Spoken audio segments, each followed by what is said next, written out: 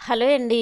Vanilla cake సింపుల్‌గా ఎలా చేసుకోవాలో చూద్దాము. ఎటువంటి హడావిడి లేకుండా ఇంట్లో ఉన్న ఐటెమ్స్‌తోనే ఇలా చక్కగా చేసుకోవచ్చండి. చాలా చాలా బా వస్తుంది.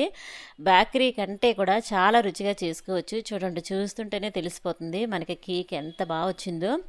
అన్నీ ఇంట్లో ఉన్న ఐటెమ్స్తోనే చేసుకోవచ్చండి. ఎలా చేసుకోవాలో చూద్దాం.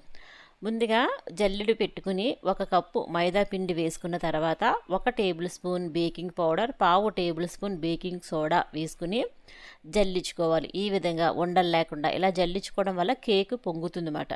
తరువాత ఇది పక్కన పెట్టేయండి. మిక్సీ జార్ తీసుకుని అరకప్పు పంచదార వేసుకుని మనం మెత్తగా పౌడర్లా గ్రైండ్ చేసుకోవాలి పంచదారని. చూడండి, ఈ విధంగా పంచదార మనకి ఇలా మెత్తగా పౌడర్ అయిపోయింది కదా. ఇప్పుడు 3 కోడిగుడ్లు ఈ విధంగా వేసుకోవాలన్నమాట.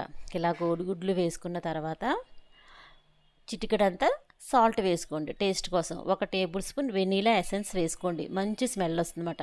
పావు కప్పు సన్ఫ్లవర్ ఆయిల్ వేసుకోండి, ఎటువంటి ఫ్లేవర్ లేనటువంటి ఆయిల్ వేసుకోవాలి. 4 టేబుల్ స్పూన్ల కాచి చల్లార్చిన పాలు పోసుకుని మిక్సీ జార్ మీద మూత పెట్టుకుని గ్రైండ్ చేసుకోవాలి. ఎలా అంటే చూడండి, మనకి ఇలా క్రీమీగా రావాలన్నమాట. ఈ విధంగా మీరు చూసుకుని ఆగి ఆగి గ్రైండ్ చేసుకోవాలన్నమాట. ఇలాగా చూడండి, ఇలా గ్రైండ్ చేసుకున్న తర్వాత ఇందాకలు జల్లించి పెట్టుకున్నటువంటి పిండిలోని మొత్తం ఈ బ్యాటర్ అంతా కూడా వేసేసుకుని ఎక్కడ ఉండలు లేకుండా కలుపుకోవాలి.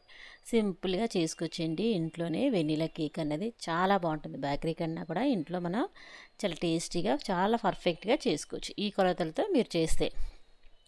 కన్సిస్టెన్సీ అన్నది ఇలా జారేటట్టుగా ఉండాలన్నమాట. మీకు టైట్గా ఉంటే కొద్దిగా పాలు పోసుకోండి, కాచి చల్లార్చిన పాలు ఉంటాయి కదా, అవి కొద్దిగా పోసుకోండి.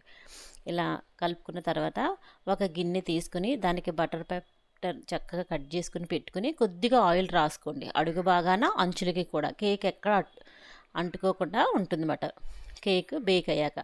ఇలా ఒకసారి 2 సార్లు ఇలా కదిపిన తర్వాత ఒక 2 నిమిషాలు హీట్ చేసుకుని మందంగా వెడల్పుగా ఉన్న ఒక గిన్నె పెట్టుకుని ఆ గిన్నెలో ఈ కేక్ మనం వేసుకున్న బ్యాటర్ది గిన్నె కూడా పెట్టేసుకుని ఒక 20 మినిట్స్ ఉడికించుకుంటే, మీడియం టు లో ఫ్లేమ్ చూసుకుంటూ ఉడికించుకోండి మాడిపోకుండా.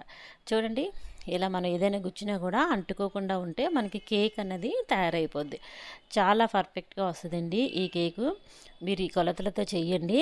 మీడియం ఫ్లేమ్ పెట్టుకోండి ఫస్ట్ ఒక 10 మినిట్స్, తర్వాత కాస్త లో ఫ్లేమ్ మీద పెట్టుకుని ఇలా కేక్ అన్నది మీరు బేక్ చేసుకోవచ్చు.